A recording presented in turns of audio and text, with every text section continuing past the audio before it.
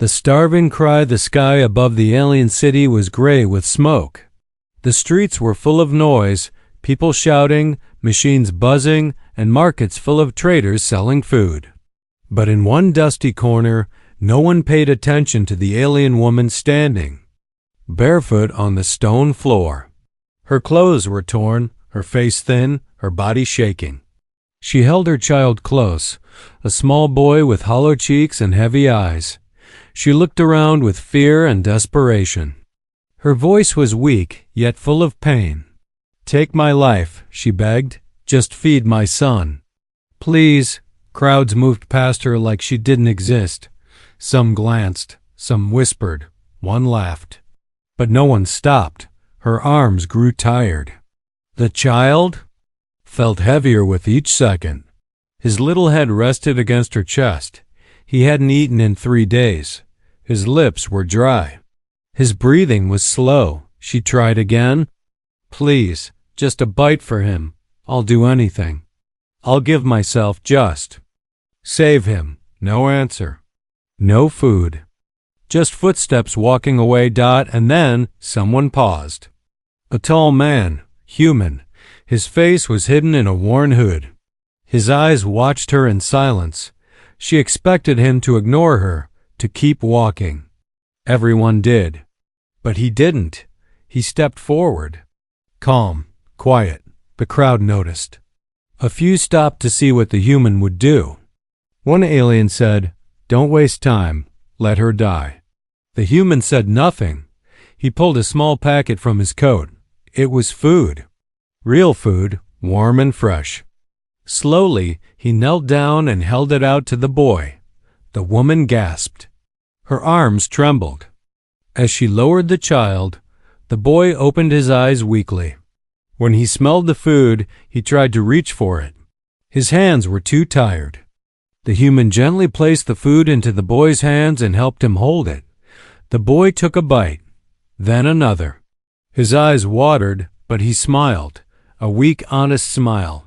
The woman fell to her knees. "Why?" She whispered. The human gave. A small water bottle, too. Enough for both of them. Still, he said nothing. He stood back and let them eat. One alien merchant nearby frowned. "Foolish human," he muttered. "You'll gain nothing. She has no worth." The human turned his head slightly. Just one word left his mouth. "Enough." It wasn't a shout. It wasn't angry. But it was strong and final. The merchant looked away and walked off. The woman looked at the human again. Her heart was full of confusion. Why was he helping? She had offered herself. He hadn't taken her. He hadn't asked her name. He just helped. When the child finished the food, he looked better. Not strong yet, but alive. Breathing easier. The human finally spoke. One sentence. No mother should beg to feed her child. Tears filled the woman's eyes. Her hands covered her face. It had been so long since anyone had seen her as more than a slave, a burden, a thing. The human took out another food packet. He handed it to her without a word. Then he turned slowly and began to walk away. The woman stared at the packet in her hand. She had no strength left to cry out. She had nothing to offer. Nothing to give, but the human stopped. He looked back. He saw her still kneeling, holding her son close. And then, without asking, without speaking, he waved his hand gently. A gesture that said, "Come." She hesitated. Was it real? Was this a trap? Or something else? The crowd had moved. On. No one cared anymore, but the woman stood. Her knees shook. Her child clung to her. She followed the man. Step by step, behind her, the city stayed cold and cruel. But ahead, there was something else. Not a promise, not safety, but maybe the beginning of a second chance. She didn't know the human's name. She didn't know his story. But for the first time in years, someone had seen her. Someone had fed her son, and in that moment, She followed not because she was owned, but because she had hope. And hope, for the starving and broken, was more powerful than any chain. Asterisk, the man who didn't ask the woman didn't understand what had just happened. She had offered herself, her life, her freedom, just so her son could eat. But the human had taken nothing. He had fed her child and given water without a single demand. That didn't make sense. In her world, nothing came without a price. She waited, expecting him to speak, to claim something, to order her to follow. But he simply walked ahead, glancing back only once. His eyes didn't shine with greed or pride. They were quiet, heavy, like someone who had seen too much and spoken too little. Still holding her son, she followed. What else could she do? She had nowhere to return to. Her village had been burned. Her people were scattered. She had begged in many cities, but no one had ever helped her without asking for something in return. They walked through the winding back paths of the city, away from the market, away from the noise. The man led them to a narrow alley where the walls were cracked and the ground smelled of oil and ash. At the end stood a small, abandoned building. He stepped inside without fear. She followed slowly. The air inside was dry but calm. There was a broken chair, a pile of old metal parts, and a small fire pit made from a metal barrel. The man lit a small flame, placed a kettle on it, and offered her a blanket from his pack. She didn't know what to say. She sat, holding her son tightly. He was asleep now, full, warm, and finally breathing without pain. Still, the human asked nothing. She studied him in silence. He didn't look rich or powerful. His boots were worn. His coat was patched in many places. His face was rough but calm. He didn't speak much, but when he moved like a man trained in battle. Careful, sharp, quiet. She couldn't help but wonder, who was he? She cleared her throat. Her voice was soft. Why did you help me? The man didn't answer immediately. He poured her some warm water from the kettle and handed it to her. No mother should have to beg like that, he said simply. She stared at him, unsure. You could have taken me. You had the right. I offered myself. He looked up at her, a hard sadness in his eyes. I don't take people. Those words stayed in her chest for a long time. She drank the water slowly. It was plain, but it was the first warm thing she had tasted in days. It made her eyes water again, but she held her tears back. The boy stirred in his sleep. His small hand gripped her tunic. The human noticed and pulled out a small bag. He placed 2 more food bars near her feet. He didn't say anything. Just gave and sat back. You're not from here, she said carefully. He nodded. Not anymore. What do you want from me? She asked. He shook his head. Nothing. She didn't believe him. She couldn't. People like him didn't exist, not in her world. She had seen too much, lost too much.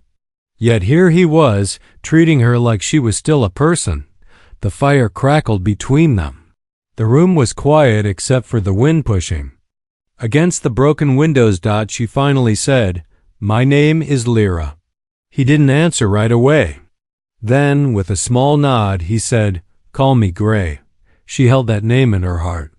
It sounded human, but heavy. Like a cloud, like an old memory. Hours passed. The city outside grew darker. The sounds faded. Suddenly, the boy woke up, crying softly. She held him close, whispering comfort. The human looked over but didn't speak. He pulled out a small flask and passed it to her. It had sweet milk. She couldn't believe it. Her son drank it, his face peaceful. You don't talk much, she whispered to Gray. Talking never helped me much, he replied. You lost someone, didn't you? She asked gently. His eyes didn't change, but something behind them shifted. Yes, he said. She didn't ask more. She knew that kind of pain. The kind that never really goes away. That night they stayed in the old room. The fire kept them warm. Gray didn't sleep. He sat near the door, silent, watching. Protecting Lyra knew she was still afraid. She didn't trust him fully. Not yet. But deep inside, a part of her, a very small part, began to believe that maybe he wasn't lying. Maybe, just maybe, there were still good people in the galaxy. And maybe, just maybe, her son might grow up in a world that wasn't made of hunger and fear. Asterisk. Her past was not dead. Lyra hadn't truly slept in years. Not the kind of sleep that made her body forget fear or let her heart rest without keeping one ear open. But last night, beside the fire and under a torn blanket, she drifted into something deeper, something like peace. Yet peace never lasted long. Her dreams were full of fire and screaming. The scent of smoke filled her mind, and the metal taste of chains returned to her mouth. She saw soldiers storming her village, heard her own voice crying for her baby as the slavers took her family. She saw the same insignia again, the 3 red lines burned into every helmet. When she woke, her body jolted. Her breath caught in her throat.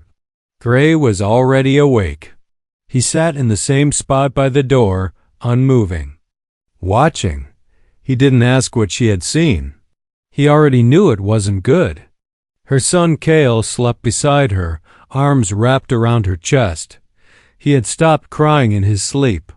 That alone felt like a miracle. You knew they would come for me, didn't you? She finally asked. Gray nodded. If you escape them, they'll want you back. She pulled her sleeve up and revealed the brand on her arm, a cruel scar in the shape of a trade code. They marked me like I was their product.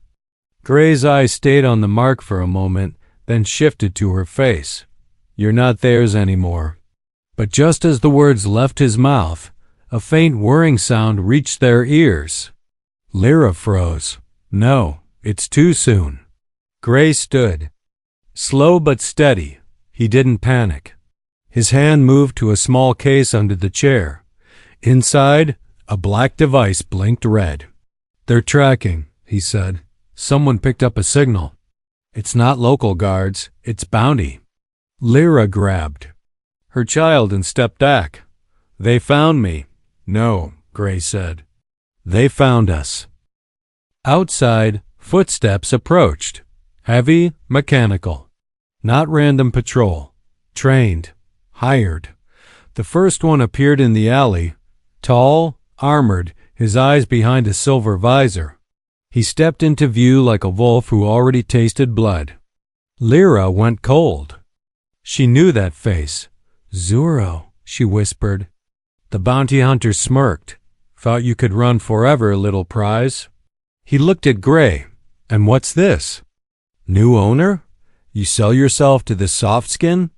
Gray didn't move. He simply stared. Silent.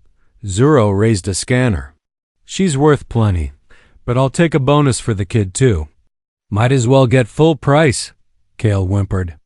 Lyra stepped in front of him. Leave my son alone. Take me, just me. Zuro chuckled. You really think anyone cares what you offer? Gray finally stepped forward. 1 step, then 2. She's not yours, he said quietly. Zuro laughed. What are you going to do, human?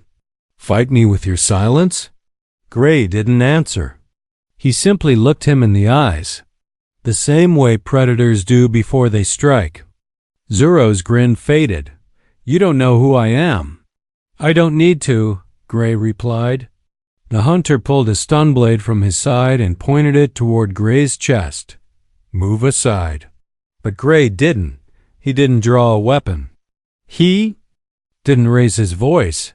He said just one word. Try. Zuro stared, confused. Something was off. This wasn't the reaction he expected. The air shifted. Gray's stillness wasn't weakness. It was something else, something dangerous. Lyra watched, heart racing. She had seen warriors before, killers. But Gray didn't look like a man who needed to fight to prove anything. He looked like someone who had already survived every war they'd thrown at him. Zero hesitated. Then stepped back. "This isn't over," he growled. "You can't protect her forever." He vanished into the shadows. The threat remained, but for now, they were safe. Gray turned to Lyra. "We leave at first light." She looked down at her son, who clung to her without a word. Then back at the man who had stepped between her and a killer.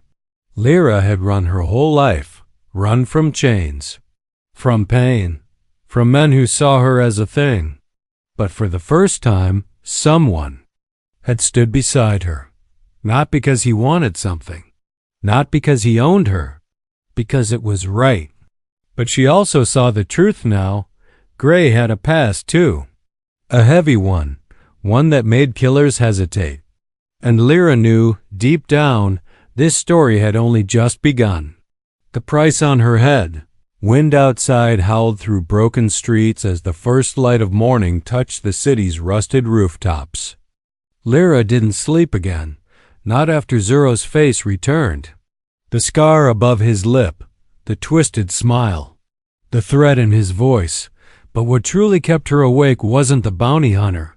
It was Gray, the man who didn't flinch, didn't panic, didn't even draw a weapon. He simply stood between her and danger like a wall, unmoving. That kind of calm didn't come from kindness alone. It came from experience, the kind that left scars deep inside Dot. As dawn broke, Gray packed silently. He moved with quiet purpose, checking every item, every tool. Like a soldier on mission, Lyra finally asked, "You've done this before, haven't you? Protected people like me." He didn't answer right away, then said, "I've failed before." The words were soft, but they hit hard. She said nothing more. She just lifted her son onto her back, wrapped him in her shawl, and followed Gray into the gray morning. They didn't take main roads. Gray moved through alleys, under broken walkways, past graffiti-marked ruins. Lyra noticed something strange. People saw him and stepped aside, quietly, respectfully or fearfully. She wasn't sure. After an hour of walking, they reached a checkpoint. Local guards stood around, scanning travelers. Gray didn't stop. He walked straight through. One guard noticed him. His eyes widened. He started to raise his scanner, then lowered it slowly. "Keep moving," the guard muttered. Lyra looked back confused. "Why did they let you pass?" Gray didn't answer. They finally reached a transport bay, old, dusty, half-functional. But one pod still worked. Gray motioned her inside. "This will take us beyond the border," he said. "They won't track you there." She climbed in with Kale. Gray pressed a button and the pod sealed shut. As it lifted into the air, Lyra looked out the window. The city below faded. The place of her pain grew smaller, but peace didn't last long. Mid-flight, the pod jolted. Alarms flashed red. Kale whimpered in her arms. Gray's voice came through a CUM speaker. "Hold on." A second ship appeared beside them. Sleek, black, unmarked. "They're jamming the pod," Gray said. "I'm taking manual control." Within moments, the pod changed direction, swerving sharply toward a desert ridge. Lyra gripped her son tight, heart pounding. When the pod landed hard against the sand, the door burst open. Gray was already there. "Move," he said. She ran. They dashed into a canyon, hiding beneath rock arches as engines roared above. Behind them, a group of armed bounty agents dropped from the sky. Not just Zero now, others. Paid hunters, he had told them. She was valuable. Gray crouched low. "They'll surround us in minutes," Lyra trembled. "We can't run anymore." Gray pulled something from his coat, a slim silver badge. Faded, burned on one edge. But the symbol was still visible. Lyra recognized it. "That's a military mark, human forces." Gray looked at her. "I was a captain." I led recon squads. During the rebel wars, she stared. Why leave? He hesitated. They gave me an order I couldn't follow. Kill civilians. Burn a town I swore to protect. I disobeyed. They called it betrayal. I called it humanity. She looked at him, this silent, strong man who had walked away from power because his heart said no. You gave up everything? I gave up pretending I was still one of them. From above, Zoro's voice echoed. You think you're a hero, Gray? You think saving one broken mother makes you clean? Gray stepped into the open. I'm not trying to be clean. I'm trying to stop people like you. Zoro aimed his weapon. She's mine. You can't protect her forever. Gray didn't draw. He didn't run. He just said, then come and take her. Lyra watched, frozen. For the second time, this man stood alone between her and danger. Only now she knew he had nothing left to lose. No orders. No rank. Just a heart that refused to let cruelty win. She reached for a weapon he had dropped earlier, a small blaster. Her hand shook, but she held it. She would not hide behind him anymore. Not fully. For the first time, she would fight too. Because her life, her son's life, and maybe even Gray's, were finally worth something again. Asterisk the refuge that wasn't. Wind howled across the edge of the desert ridge as they moved. Gray led the way, his step steady despite the injuries he'd taken. A burn mark on his arm, a scratch near his ribs. He didn't slow down. Lyra followed, holding Kale close, her eyes scanning the skies for any sign of more bounty ships. None came. They walked for hours until they reached the edge of a wide canyon where broken towers lay scattered like bones. Gray pointed to a structure, built deep into the rock, a forgotten outpost. It was old, half-buried, but secure. They won't look for us here, he said. Inside. It smelled of rust and dust. Still, it had power. Light flickered weakly overhead. Shelves held tools, old gear, faded maps. Gray locked the door behind them, checked every window, and placed a silent alarm device at the entrance. Kale was asleep again, curled against a pile of blankets Gray had found. Lyra stood nearby, arms crossed, watching the human move like a man who had done this too many times. You've hidden people before, she said. Gray nodded. Years ago. Rebels, refugees, broken ones. I used to believe we could change things. Then the wrong people started winning. Lyra sat beside her son. Why do you still help? What's the point?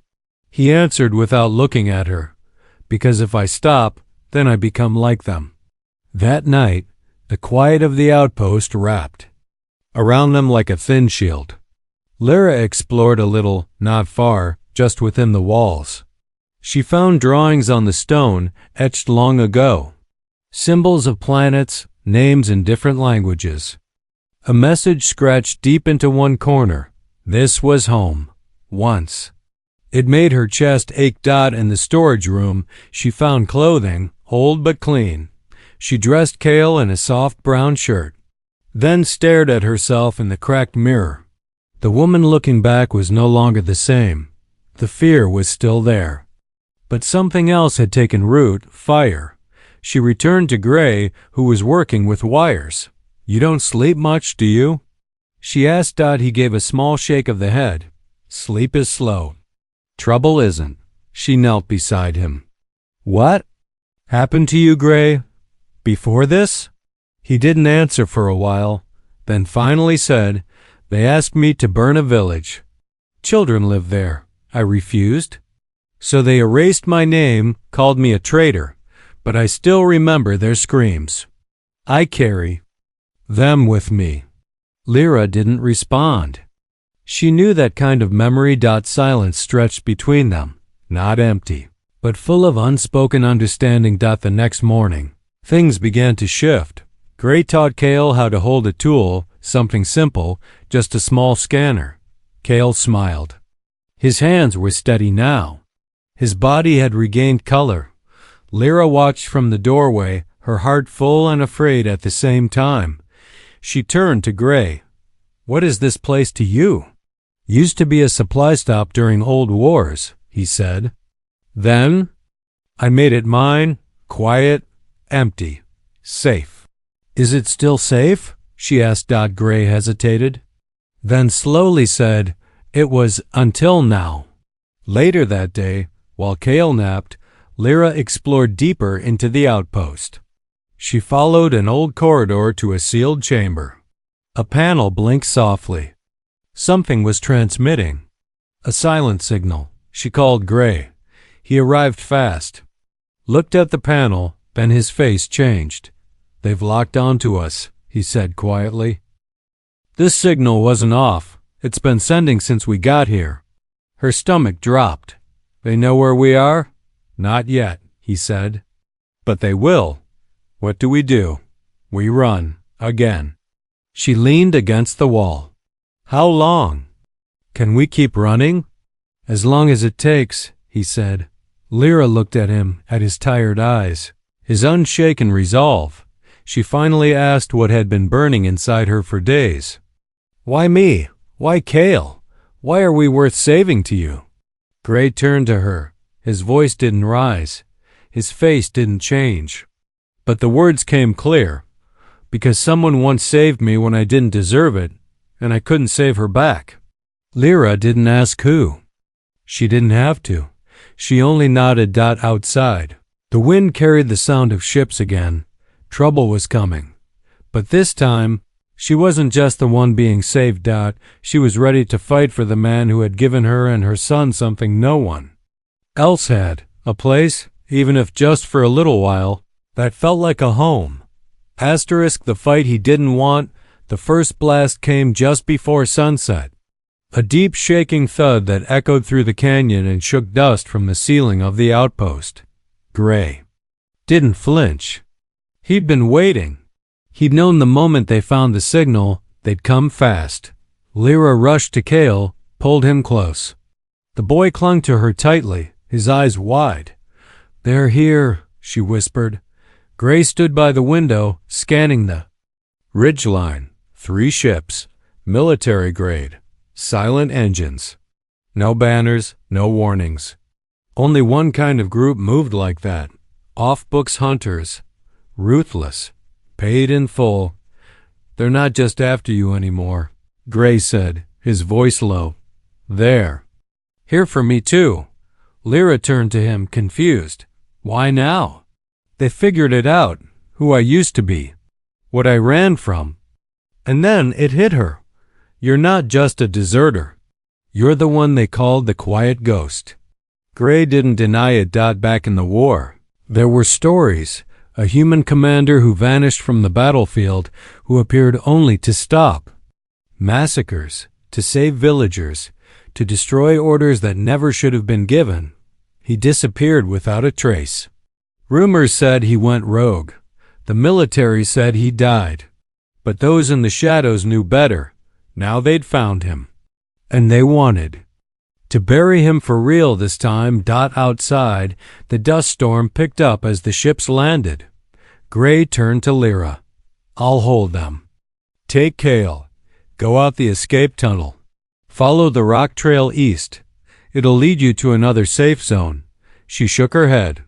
"No, not again. Not without you." Gray didn't argue.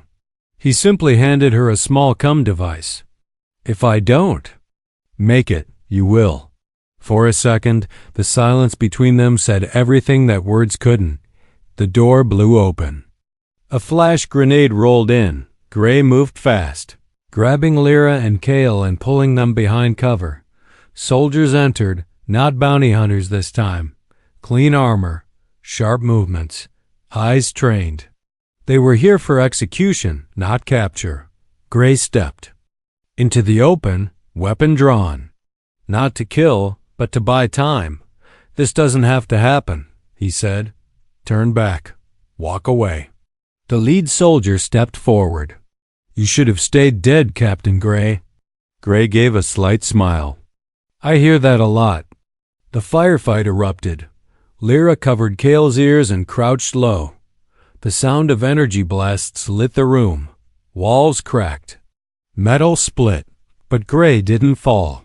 He moved like smoke, fast, precise. Never wasting a shot, Lyra watched through the faina. Dust. It wasn't just defense. It was control. Gray wasn't fighting to survive. He was controlling the field, but then a sharp cry. One soldier had flanked. Gray was hit. Lyra gasped. The shot grazed his side. He fell to one knee. The soldier raised his weapon for a second shot.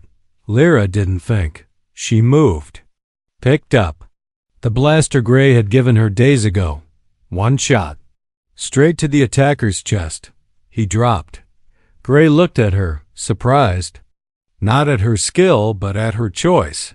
"You're not the same woman I found in that street," he said. She helped him up. "And you're not just a ghost." They sealed the door, reactivated the tunnel behind them, and escaped into the dark canyon behind them. Fire spread. The outpost, their short-lived home, burned in silence. They didn't stop running until the sky turned black. Gray collapsed under an arch of rock. Lyra checked his wound. It wasn't fatal, but it was deep. "You saved me," he said, breathing hard. "You saved me first," she replied. Kale curled beside them, exhausted but safe. That night, under alien stars, the three of them shared warmth, breath, and silence. The fight wasn't over. More would come, but something had changed. They were no longer just the saved and the savior. They were a unit now, scarred, hunted, but standing together. And that made them dangerous. Asterisk, a home no one could take. The stars above were cold and endless.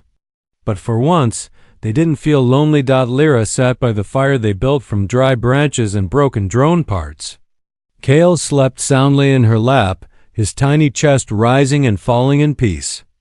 Across from her, Gray rested with his back against the canyon wall, his side bandaged, his weapon close, but finally, he was breathing without tension. The silence between them wasn't heavy anymore.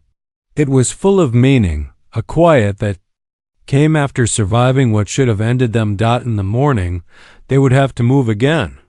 Gray knew that. Lyra knew that. But for now, in this little corner of the world, there was no screaming, no running, no hunger. For now, it felt like a home. When the sun rose, they walked again. Not fast. Gray was still recovering, but steady. Other refugees began to appear along the path. A family of insectoid farmers driven from their land.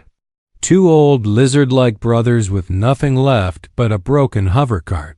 A young girl with fire in her eyes and no one left to call family. They followed Gray, followed Lyra. Word had spread, quietly, through the systems. There's a human who stands up to hunters. There's a woman who escaped chains and didn't bow again. There's a place being built out in the old wilds. A place where no one owns you. They reached an abandoned farming station hidden in a crater. Gray studied the land. "We can build here," he said. "Good water, strong walls, no patrols for miles." Lyra looked at him. "You're not just saving people anymore." "I'm giving them a place to stand," he replied. They worked together. Lyra and Gray dug irrigation lines. The brothers repaired walls. The girl set up energy shields. Every night, more came. Some brought tools. Some brought nothing but stories. But they all brought hope. Kale ran through the fields now, laughing. He helped stack supplies and planted seeds with tiny hands. He wasn't just surviving, he was living. And Lyra, she no longer walked with her eyes down. She spoke with strength. She organized food stores, planned watch schedules, taught newcomers how to use old tech. One night, as fires burned high and laughter filled the air, Gray stood at the edge of the camp, looking out at the stars. Lyra joined him. "They'll come again, you know," she said. Hunters, soldiers, someone who wants to break this. Gray nodded. They always do. But this time, she said, we're not running. He looked at her. No, he said, we're not. She took his hand, not because she needed protection, but because now they stood as equals, not broken. Not fugitives. Found. Chosen. Cale ran up and hugged Gray's leg. Is this home now? He asked. Gray bent down, placed a hand on the boy's head, and smiled. Yes, he said. This is home. And for the first time in many lifetimes.